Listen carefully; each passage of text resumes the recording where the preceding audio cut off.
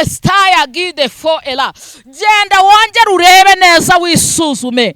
Uvuge ngo mbese iyi nzu nayihagaritse ahagana.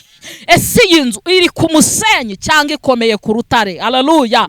Kuko ijambo riratubwiye ngo iyi nzu iri ku rutare nta muntu ushobora kuyegera. Amen.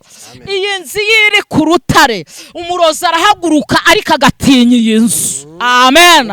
Haleluya. Iyi nzu iri ku rutare Imana ishimwe. Abantu barakurwanya ariko iyi nzu igakomeza igahagarara. Hedo bene fo enestaya guide fo ela. Iyi nzu iri ku rutare tondo wavuganye nawe. Haleluya. Wirengagisha amabwiriza wahanye nawe kubera ko wemeye gufata ibyo ubonye ntiwategereza ibizaramba. Haleluya. Iyi modoka iyo yakiriye hari igihe igenda igakora impanuka ikakubera igare. Amen. Ariko iyo utegereje iby'Imana yavuze ndagira ngo nkubwire ngo Imana iguha ibizaramba ukabigiriramo umunezero ukabyakiriramo umugisha ukabibyariramo urubyaro ugahekeramo. Haleluya. Iyo wubatse ku rutare Imana ishimwe umuroza kuroga amaguru akabizimba ariko Imana ikavuga ngo mu gitondo ndagucishije haguruka bigakunda. Imana ihimbazwe kubera ko wubatse ku rutare. Ariko iyo wubatse haleluya iyo wubatse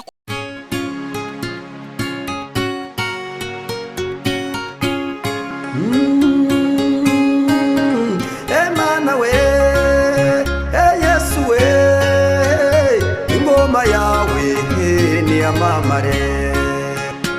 Reka tubasuhuze kandi tubifurize amahoro y'Imana, umugisha Imana itanga ubane namwe mwese abari mu gihugu cy'u Rwanda n'abari mu Rwanda mwese nimugubwe neza kandi mugubwe neza cyane. Uyu munsi twongeye kugira umugisha wo kubana n'umukozi w'Imana. Biragaragara ko amavuta y'Imana ari kuri reka tumusabe kugira ngo adusuhuze. Uraho neza? Muraho cyane. Yesu ashimwe. Yesu ahimbazwe. Amakuru y'iminsi ni meza cyane turashima Imana. Imana ishimwe. Twagira umugisha kugira ngo uyu munsi witabire ubutumire bwacu. Nitwe twagutumiye nawe waje mbere ya byose. Reka tukubwire ngo wakoze Imana iguha umugisha. Yego murakoze. Amakuru y'ijuru aravuga ngo iki? Makuru y'ijuru nuko Yesu ari hafi kugaruka. Yesu ari hafi kugaruka. Aha, muririmbyi yaravuze ngo azaza ntazatinda. Yego. Nkuko yabisezeranye natwe. Nuko azaza ntazatinda. Amen. Reka ngusabe kugira ngo wibwire abakunzi bacu. Yego. Murakoze. Amazina nitwa Byukusenge Angelique. Yego. Izina ry'umugisha ni Mama Pasi. Mama Pasi. Yego. Yesu aduhana umugisha. Ubwo ntacyo utanavuze uravuze ati ndi Byukusenge Angelique ariko ndi n'umumama. Yego. Yego. Uri umubyeyi. Reka ngusabe kugira ngo mbere ko dutangira ikiganiro cyacu banze usenge Imana. Mana mu izina rya Yesu uri Imana ikomeye, uri data wa twese mwiza. Aya masaha turagushimye turaguhimbaje, tugushimiye kugira neza kwawe, tugushimiye ko wabanye natwe kandi ukaturinda rwose. Warinze imibiri yacu ndetse urinda n'ubugingo, nubihererwa icyubahiro. Hetopini fo ela. Data wakoze iby'imbaraga nyinshi iby'abana b'abantu batari gushobora. Niyo mpamvu duciye bugufi kugira ngo ubane natwe muri iki kiganiro. Mu izina rya Yesu Kristo wa Nazareti twemerere nyiribihe uganze kandi utegeke kubw'iki gicamunsi tugirire neza. Amatwi yacu yumva ijambo ryawe, mitima yacu ihembuke. Uwiteka nunyemerere ntuduhane kandi ntudusige, bwiza bwawe budukanganeho, amavuta mashabane natwe mu izina rya Yesu. Amen.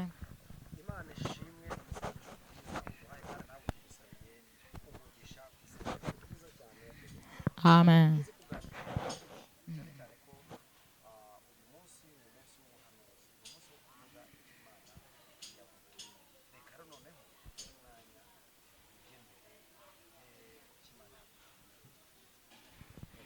Ego ndabashuje mu izina rya Yesu.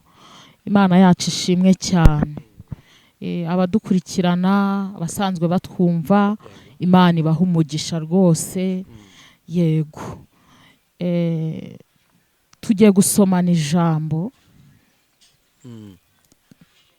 yego riri mu gitabo cya Matayo ibice byaho ibice 7 umurongo wa 24. yego Ariko mbere yuko ari insomera muririmbyi yararirimbye yuzura mwuka wera aravuga ngo nimuze turebe imbere dutegereze igitondo twiringire Imana yacu niyizakora imirimo. Hanyuma ndagira ngo nkubwire wowe udukurikiye, ndagira ngo nkubwire ngo ngwino turebe imbere dutegereze igitondo twiringire Imana yacu kuko ari izakora imirimo. Twakiringira abana b'abantu ariko ejo bikanga, nakiringira data ntibikunde, nakwiringira mama ntibikunde, nakwiringira umuvandimwe ntibikunde, ariko kwiringira Imana ni iby'agaciro gakomeye.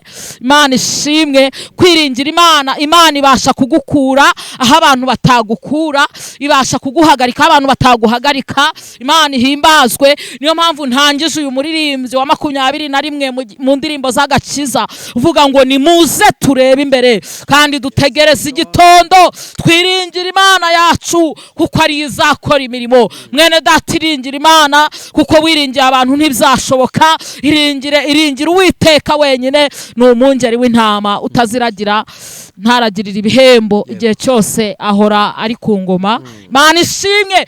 Hetopini fo era. Ndashaka kukubwira ngo Imana ihimbazwe. Ndashaka kukubwira ngo twebwe abantu twabiringira bakadusezeranya ariko ntibasohoze, ariko Imana igisezeranya igasohoza. Niyo mpamvu ushaka kukubwira ngo iringira Imana yonyine, kuko abantu benshi twarabiringiye hanyuma igihe kiragera baracogora. Ariko uyu munsi wa none niwiringira data wa twese uri mu ijuru, Imana izabana nawe. Haleluya. Nasomere kuri iri jambo riri mu gitabo cya Matayo 7:24. Yesu aguhumugisha. Nuko umuntu wese uwumva ayo magambo yanjye akayakomeza azaba nk'umunyabwenge wubatse inzu ye ku rutare. Yego, komeza. Imvura iragwa, imivi iratemba, umuyaga urahuha, byose byikubita kuri iyo nzu, ntiyagwa kuko yari ishinzwe ku rutare. Kandi umuntu wese wumva ayo magambo yanjye ntayakomeze azaba ari nk'umupfapfa wubatse inzu ye ku musenyi. Imvura iragwa, imivu iratemba, umuyaga urahuha, byose byikubita kuri iyo nzu iragwa, kandi kugwa kwayo kwabaye kunini. Yesu amaze kuvuga ayo magambo yose, ba bantu batangazwa no kwigisha kwe, kuko yabigishaga nk'ufite ubutware ntase nk'abanditsi babo. Mwakire neza ijambo ry'Imana. Amen, amen. Bibiliya ivuze iki? Bibiliya iratubwiye ngo umunyabwenge ubasha kubaka inzu ye ku rutare, iyi nzu ntizahirima, kabone n'ubwo abantu bahaguruka, kabone n'ubwo abantu bakurwanya, kabone n'ubwo abantu bakuvuga, kabone n'ubwo abarozi bakuroga, iyi nzu yubatse ku rutare ntizahirima.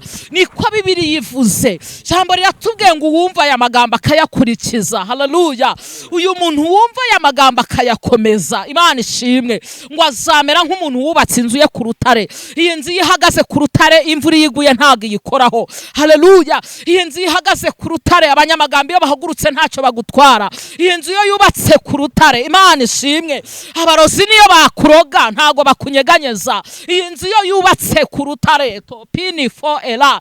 Yesu ahimbazwe. Nta muntu ushobora kugukura ku cy'Imana yavuze. Ndagira ngo nkubwire ngo mbese iyi nzu wayubatse ahagana he? Kuko ijambo riratubwiye ngo hari uwubaka ku musenyi, hanyuma iyo imvura iguye iyi nzu irarunduka, ngo ibintu byose biyikubitaho ntihagarare kandi ntikomere. Amen, amen. Imana ihimbazwe. Ndagira ngo nkubwire ngo mbese inzu yawe uyubatse he muri iyi minsi ya none? hetopini fo enestaya gide fo ela. Iyi nzu yawe wayubatse ku ruhe rutare? Iyi nzu yawe wayubatse he mwene data? Mana ishimwe, ndagira ngo nkubaze ngo muri ibi bihe utambutsemo bikomeye, mbese iyi nzu yubatse ahagana he? Ntago yubatse ku musenyi. Imana ishimwe, iyo wubatse inzu ku rutare uraririmba bakakurwanya ariko ugakorera Imana, kubera ko iyi nzu iri ku rutare. Urahanura ariko bakakurwanya ugakorera Imana, kubera ko iyi nzu wayubatse ahantu hakomeye. Imana ishimwe, ndagira ngo nkubaza inzu yawe wayubatse ahagana he? Wayubatse ahagana he? Imana ishimwe, ndagira ngo nkubwire ngo uyu muntu wubatse inzu ku musenyi, iyo abarozi bahagurutse irarunduka, kubera ko ntago iba igihagaze. Imana ishimwe, ndagira ngo nkubwire ngo iyi nzu wayubatse ahantu ku musenyi, iyo imvura iguye imivu yose irayijyana, ntago iyi nzu igomeza ihagarara. Haleluya, ndagira ngo nkubwire ngo iyi nzu iyo wayubatse ku nkingi y'umuntu ukavuga ngo nishingikirije runaka iragwa. Haleluya, ndagira ngo nkubwire ngo iyi nzu wayubatse ahadahagaze n'ubundi ihora itariho. Enestaya gide fo ela, topene fo ela. Yesu ashimwe cyane. Ndagira ngo nkubwire ngo uyu muntu iyo yubatse iyi nzu ahantu hanyeganyega, haleluya, iyo intambara zihagurutse uranyeganyega. Ariko iyo wubatse ku rutare, Imana ishimwe, amagambo yahagurutse iyi nzu irakomera. Enestaya gide, iyi nzu wayubatse ku rutare, mu kazi barahaguruka intambara zigahaguruka, ariko ukaguma uhagaze kubera ko iyi nzu iri ahantu hakomeye. Ndagira ngo nkubaze ngo iyi nzu wayubatse ahagana he? Hetopene fo enestaya. Ndagira ngo nkubaze ngo iyi nzu yawe yubatse ahagana he? Yesu ari kukubaza ngo mbese wategereje igitondo cyangwa warirengagije? Warumvisha ariko ntiwakurikiza, ntiwamenya aho iyi nzu ukwiye kuyitereka. Hetobene fo ela. Ndagira ngo nkubaze ngo iyi nzu wayubatse ahakomeye ku buryo iyi imvura nigwa izabasha kuyisigaza. Imana ishimwe, ndagira ngo nkubaze ngo mbese ntiwaba warayubatse ku kabari? Hedobene fo ela. Ntago waba warayubatse ku maroji ukajya ukorera Imana ariko uri ku maroji? Ni wendi kubaza, mbese iyi nzu wayubatse hehe? Ntago wayubatse mu buhehesi, ntago wayubatse mu bagore b'abantu, ntago wayubatse mu bagabo b'abandi. Ndagira ngo nkubaze ngo inzu wubatse yubatse ahagana he? Hetitala widi gide fo enestai. Ndagira ngo nkusobanuze, Imana yambwiye ngo abantu benshi bubatse ku musenyi, abantu benshi birengagije icyo Imana yavuze, abantu benshi bagiye bumva Imana ariko ntibakurikiza ibyo Imana yavuze. Ndagira ngo nkubaze, mbese iyi nzu yawe yubatse ahagana he? Hedo bene fo ela. Abantu benshi muri iyi minsi ya none bagwiriwe n'ibinyoma, inzu zabo bazihagaritse mu manegeka, ntago Yesu aje yazibona, ziratwikiriye, imvura nigwa umuyaga uzazikumbanya.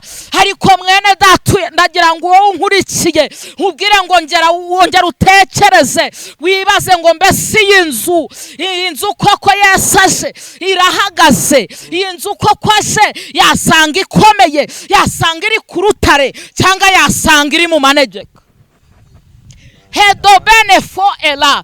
Imana ishimwe, iyo uhagaze mu murimo warubatse ku rutare barakuvuga ugakomera. Iyo uhagaze mu murimo, Imana ishimwe, uri umuvugabutumwa, barakurwanya kubera ko iyi nzu iri ku rutare, ntucike intege. Imana ihimbazwe. Iyo uhagaze ku rutare, iyo waragubatse ku rutare, Imana ihimbazwe. Baravuga muri karitsiye ugakomera kubera kuri ku rutare. Imana ishimwe, kuko bajya badushakira amazina, ariko Yesu wenyine akagushakira izina rya nyaryo. Haleluya. Bajya batwubakira amazina ku mazu y'imisenyi, ariko Uwiteka akatwubakira amazina ku mazu y'ibuye rikomeye. Hanyuma iyo uhagaze kuri iri buye, nta muntu ubasha kugusunika ngo ugwe, ahubwo ukomeza wemye ukavuga ngo ntumbiriye igitondo, ntegereje Yesu kuko ari we twavuganye. Haleluya. Imana ishimwe. Iyo wubatse inzu ku rutare, ntago ugwishwa n'amasezerano. Haleluya.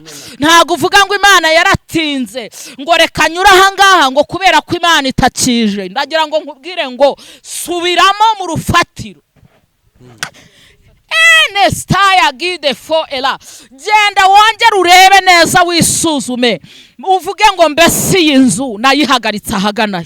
Ese iyi nzu iri ku musenyi cyangwa ikomeye ku rutare. Haleluya. Kuko ijambo riratubwiye ngo iyi nzu iri ku rutare nta muntu ushobora kuyegera. Amen.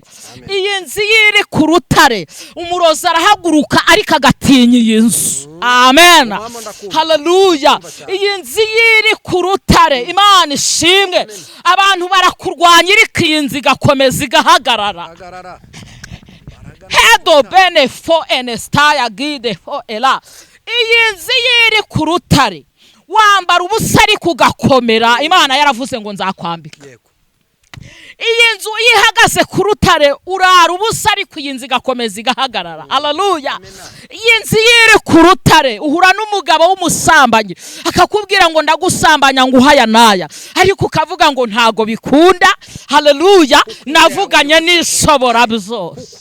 Haleluya. Imana ishimwe. Iyi nzu iri ku rutare umuntu wese arayireba akayibwira. Amenya yuko wayubatse ahantu hakomeye kandi ifite ubudahangarwa nta muntu ukwiye kuyihangara. Imana ishimwe. Ariko iyi nzu iri ku musenyi. Amen. Umusambanya arasa waburaye akakubwira ngo ndaguhahira umufuka w'umuceri ariko wiyambure. Imana ishimwe. Ukabyemera kubera ko ntaguzi aho wubatse iyi nzu. Imana ihimbazwe. Hanyuma ndagira ngo nkubwire ngo subiramo iyi nzu wongere wubake bundi busha. Wongere ukora iby'imbaraga. Wongere uvugane n'Imana. Wongere wiyunge nayo. Uyibwire ngo Mana nasanze iyi nzu nari narayubatse nabi ariko ndashaka kuyishyira ku rutare. Ndumva nkeneye ko ikomera. Ndumva nkeneye ko abantu bose bazabona kuri Imana. Haleluya. Ndumva nkeneye ko abantu bose bazansoromaho imbuto y'agakiza. Imana ishimwe. Haleluya. Haleluya. Niyo mpamvu nakubwiye ngo tegereza igitondo mwene data. Kuko nukuri iyo utegereje igitondo Imana ibasha gukora cyane ibiruta ibyo wewe wibwira. Imana ishimwe. Iyo wubatse ku rutare. Haleluya. Imana ihimbazwe. Ntago Imana ijya yemera ko isoni zagukora. Inzu barahaguruka ngo tuje kukwishyuza. Imana igahaguruka ikavuga ngo ndamuzi neza ntazakorwa n'isoni kuko yemeye kubaka ku rutare. Haleluya. Ntago yubatse aho abagabo b'abasambanyi bari ndetse ntago yaturanye n'akabari ngo akinjiremo ajye kunywa inzoga ategereza abagabo bari bumusambanye. Ntago yategereje abagore. Uyu muri iyi minsi none hari abagore bafite amafaranga basigaye bayoboye bishakira abagabo. Haleluya. Ariko bakubaka ku musenyi ntibibuke icyo Imana yabavuzeho. Haleluya.